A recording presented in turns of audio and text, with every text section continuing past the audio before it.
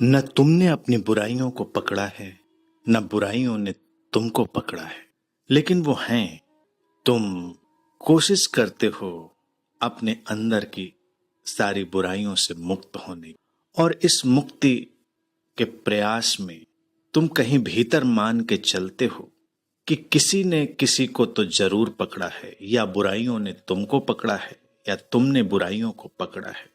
वास्तविक स्थिति यह है, किसी ने किसी को पकड़ा हुआ नहीं।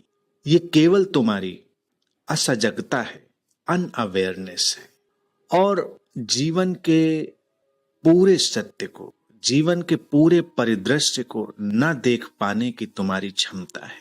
जीवन को उसकी परिपूर्णता में देखो, उसकी समग्रता में देखो, और ज्यादा से ज्यादा सजग हो, ज्यादा से ज्यादा अवेयर हो।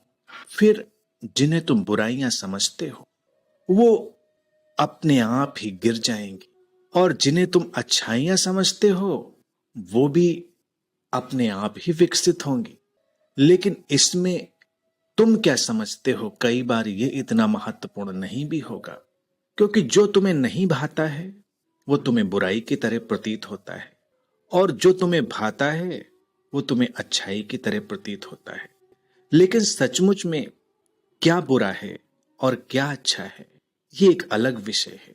जैसे कोई चीज तुम्हें छूने पर ठंडी या गर्म लगती है, तो ये चीज के बारे में उतना नहीं बताता, उसके तापमान के बारे में उतना नहीं बताता। ये एक सापेक्ष सत्य है, रिलेटिव ट्रुथ है। तुम्हारे हाथ की गर्मी कैसी है, तुम्हारे हाथ का तापमान कैसा है, इससे तय होता है कि जिसे तुम छू रहे हो वो तुम्हें ठंडा लगेगा या गर्म। अगर तुम्हारा हाथ बहुत ठंडा है तो तुम्हें वो चीज गर्म जान पड़ेगी, और तुम्हारा हाथ बहुत गर्म है तो हो सकता है तुम्हें वो चीज ठंडी जान पड़े।